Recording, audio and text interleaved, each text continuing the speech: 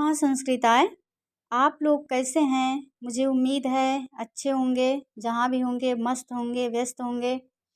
तो आज हम लेकर के आए हैं प्रथम नाटककार महाकवि भास का परिचय और उनकी रचनाओं का संक्षिप्त परिचय। यानी कि कहा जाता है इनके 13 नाटक हैं, तो उन नाटकों के बारे में बताएंगे और इनका जो भी जीवन परिचय विद्वानों के द्वारा प्रमाणित है उसके बारे में बताएंगे। तो महाकवि का नाम भास है, ये प्रथम नाटककार माने जाते हैं। इनका प्रमाणिक जीवन परिचय अज्ञात है। इनकी उपाधि धावक है, यानी कि पूछा जा सकता है धावक किसकी उपाधि है, तो धावक महाकवि भास की उपाधि है। गोत्र इनका अगस्त्य गोत्र की हैमोदक शाखा में भास गोत्र है। जन्म स्थान इनका 100 ईसा पूर्व से 200 ईसा पूर्व के मध्य माना जाता है। उपासक वैष्णव धर्म के अनुयायी थे। इनकी रीत वैदर्भी है। इनका गुण प्रसाद, माधुर्य एवं ओज तीनों गुणों का प्रयोग इन्होंने किया है। रस इनका यानी कि मुख्यतः श्रृंगार एवं वीर रस का प्रयोग किए हैं। शैली इनकी सरल भाषा का प्रयोग, अकृत्रिम शैली है। प्रिय अलंकार, अनुप्रास, उपमा, स्वभावोक्ति, उत्प्रेक्षा, रूपक आदि। भास की कृतियाँ: त्रिवांकर कुरनगर निवासी टी गणपति शास्त्री ने सन 1910 से 1912 में भास नाटक चक्रम नाम से भास के 13 नाटकों का संग्रह अनंत शयन ग्रंथमाला त्रिवेंद्रम से प्रकाशित किया। यानी कि पूछा जा सकता है कि भास के 13 नाटकों का जो संग्रह है वो किस नाम से जाना जाता है, तो किस नाम से जाना जाता है? अनंत शयन ग्रंथमाला। भास के 13 नाटकों का संग्रह अनंत शयन ग्रंथमाला नाम से जाना जाता है। पूछा जा सकता है किसी भी परीक्षा में। तो कथा वस्तु के आधार पर भास के 13 नाटकों को 4 भागों में वर्गीकृत किया जा सकता है। कथा वस्तु के आधार पर भास के नाटकों का वर्गीकरण: रामायण मूलक, महाभारत मूलक, उदयन कथा मूलक, कल्पना मूलक। यानी कि इनके जो वर्गीकरण हैं कितने हैं? 4 हैं। कौन कौन से हैं?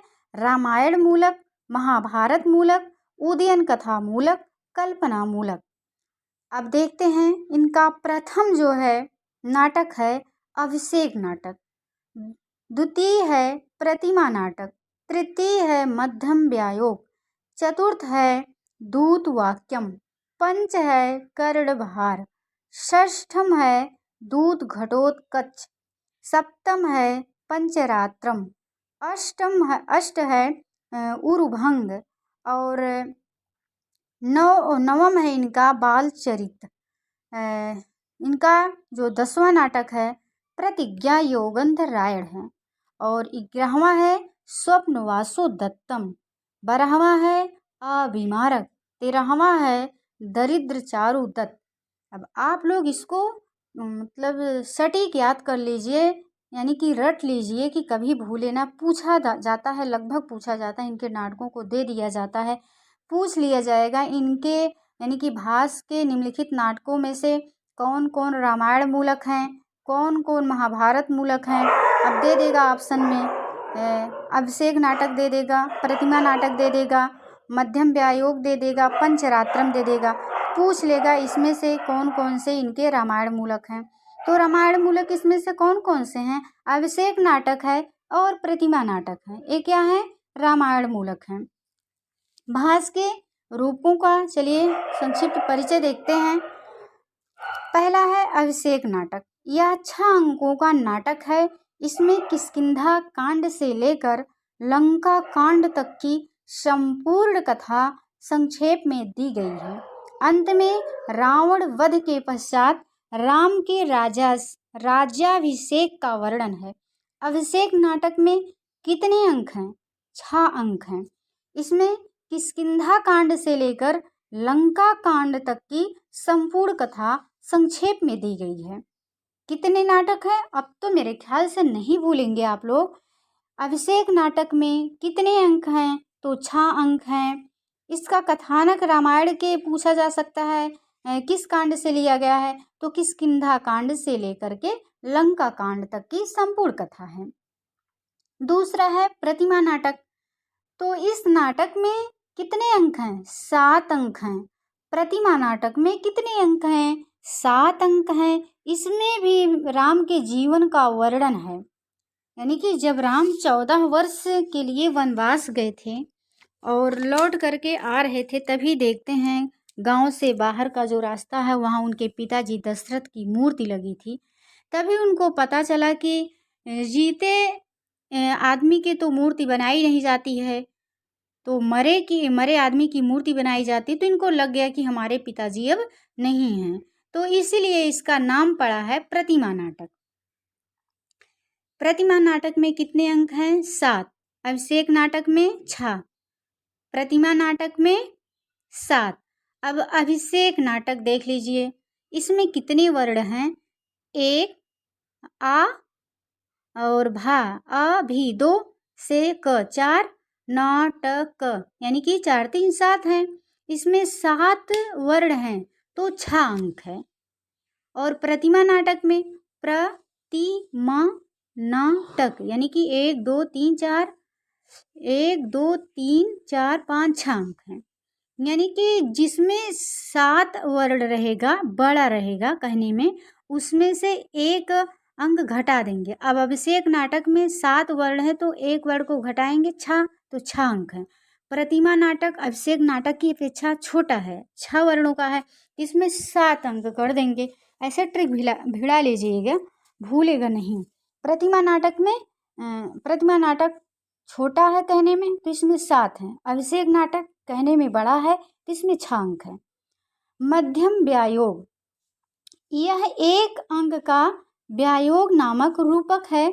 इसमें मध्यम पांडव भीम के द्वारा, मध्यम पांडव किसे कहा जाता है? भीम को कहा जाता है। तो भीम के द्वारा घटोत्कच के हाथ से एक ब्राह्मण पुत्र को बचाने का वर्णन है। भीम अपने पुत्र घटोत्कच को लेकर आनंदित होते हैं और हिडिंबा से उनका पुनर्मिलन होता है। कहा जाता है कि जब ये पांडव अज्ञातवास में थे तो उसी समय वन में एक हिडिंबा नाम की राक्षसी थी, उससे इनका प्रेम हो गया था। तो इनकी दूसरी पत्नी भी मानी जाती हिडिंबा, और भीम और हिडिंबा से ही घटोत्कच पैदा हुए थे। तो घटोत्कच जो है भीम के पुत्र हुए।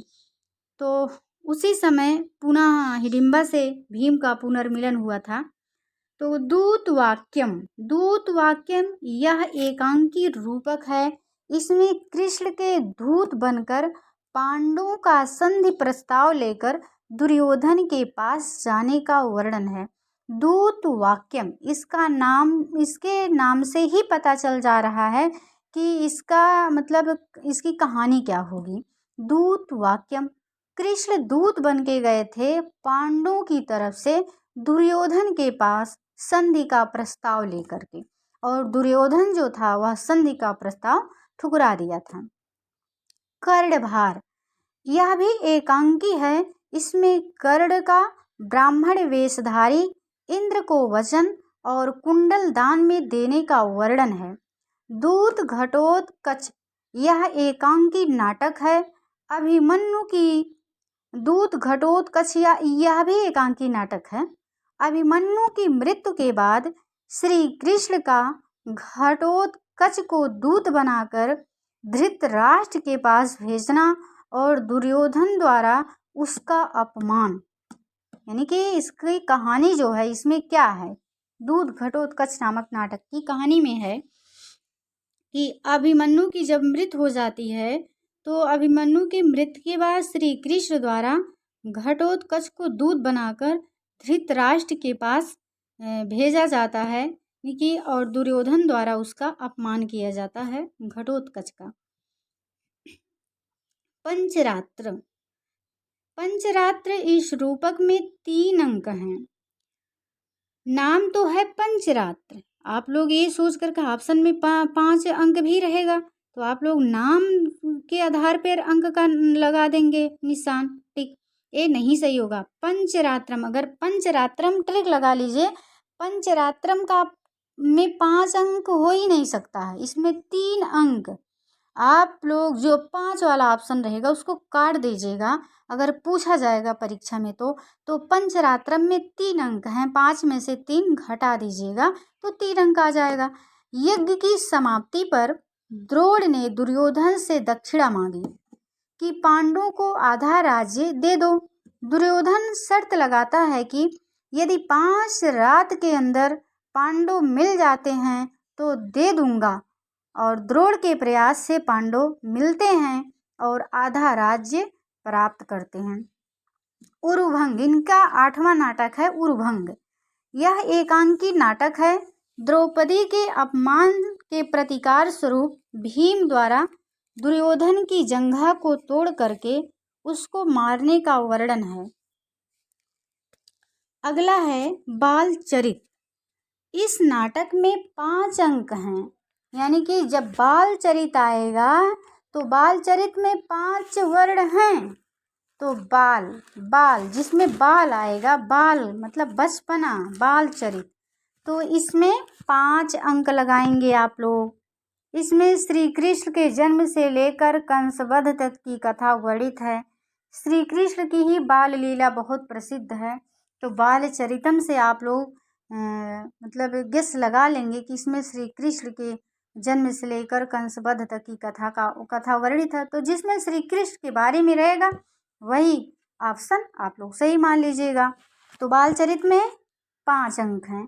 चारुदत्त, इसमें 4 अंक हैं। इसमें निर्धन ब्राह्मण चारुदत्त और वसंत सेना नाम की वेश्या के प्रणय का वर्णन है। इसमें भरतवाक्य नहीं है और कथा अधूरी है। कुछ विद्वान जो शूद्रक की रचना मृच्छकटिकम है, इसी चारुदत्त को मानते हैं कि उनकी ही रचना जो है उनके द्वारा पूरी करके मतलब पूरी की गई है शूद्रक के द्वारा। तो भरतवाक्य नहीं है और कथा अधूरी है चारुदत्त की। पूछा जा सकता है कि भास के किस नाटक में भरतवाक्य का प्रयोग नहीं है, तो चारुदत्त में। अभिमारक, इस नाटक में 6 अंक हैं। इसमें राजकुमार अभिमारक का राजा कुंती भोज की पुत्री कुरंगी के साथ प्रणय विवाह का वर्णन है। अगला है प्रतिज्ञा योगंध रायण। इस नाटक में 4 अंक हैं, यानी कि नाम तो बहुत बड़ा है प्रतिज्ञा योगंध रायण, और नाम अंक कितने हैं, छोटे हैं, 4 अंक हैं। उदयन के वासोदत्ता से प्रेम और विवाह का वर्णन है। योगंध रायण द्वारा उदयन को प्रद्योत के यहाँ से छुड़ाने और उसकी नीतिमत्ता का वर्णन है। इसमें क्या है, योगंध द्वारा उदयन को प्रद्योत के यहाँ से छुड़ाने और उसकी नीतिमत्ता का वर्णन है। 13वां नाटक इनका है स्वप्नवासोदत्तम। इसमें 6 अंक हैं। योगंध रायण का वासोदत्ता के मरने के प्रवाद को फैलाकर उदयन का पद्मावती से विवाह कराना तथा उदयन के अपहृत राज्य को पुनः प्राप्त कराने का वर्णन है। तो एक बार आप लोग फिर से देख लीजिए। अभिषेक नाटक में 6 अंक हैं, प्रतिमा नाटक में 7 अंक हैं, मध्यम व्यायोग में 1 अंक है, दूत वाक्यम में एकांकी यानी कि 1 अंक का रूपक है, कर्णभार यह भी एकांकी है यानी कि 1 अंक इसमें भी है, दूत घटोत्कच ये एकांकी नाटक है, पंचरात्रम 3 अंक हैं, उरुभंग एकांकी है, इसमें भी भीम की और द्रौपदी की कथा है। बालचरित 5 अंक हैं, चारुदत्त 4 अंक, चारुदत्त 4 अंक, अभिमारक 6 अंक, प्रतिज्ञा योगंध रायण में 4 अंक हैं, स्वप्नवासोदत्तम में 6 अंक हैं, यानी कि 2 नाटकों में 6 अंक हैं। किसमें एक अभिषेक नाटक में, एक स्वप्नवासोदत्तम में 6 अंक हैं, 2 नाटकों में 4 अंक हैं, एक चारुदत्त में है, एक प्रतिज्ञा योगंध रायण में 4 अंक हैं। चारुदत्त प्रतिज्ञा योगंधरायण में 4 अंक हैं और बालचरित में 5 अंक हैं। पंचरात्रम में 3 हैं, उर्भंगम में 1 है। तो ये रहा महाकवि भास का जीवन परिचय और उनकी रचनाओं का संक्षिप्त परिचय। तो आज के लिए बस इतना ही। अगर वीडियो अच्छा लगा हो तो लाइक करिएगा, वीडियो को शेयर करिएगा और चैनल को ऐसे ही वीडियो पाने के लिए सब्सक्राइब करिएगा। आप लोगों का बहुत बहुत धन्यवाद। नमः संस्कृताय। जय हिंद, जय भारत, वंदे मातरम। व्यस्त रहिएगा आप लोग, मस्त रहिएगा।